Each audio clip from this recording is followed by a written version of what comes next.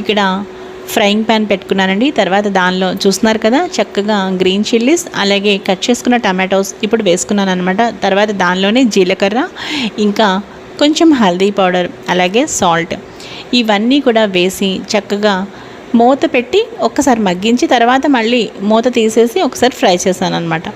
చూసారు కదా, ఫ్రై చేసిన తర్వాత మనకి ఈ విధంగా వస్తుంది. ఇప్పుడే చింతపండు కూడా కాస్త వేసేసాను అనమాట.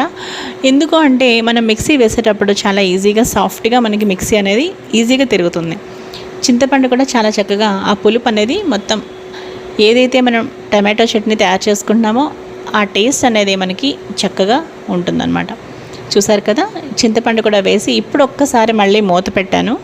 ఆ తర్వాత మళ్ళీ ఒకసారి మగ్గించి ఈ విధంగా చూసారు కదా గ్రీన్ చిల్లీస్, టమాటోస్ అలాగే గార్లిక్ క్లోవ్స్, జీలకర్ర, హల్దీ పౌడర్, సాల్ట్ ఇంకా చింతపండు. ఇది టిఫిన్స్లోకి రైస్లో కూడా చాలా బాగుంటుంది.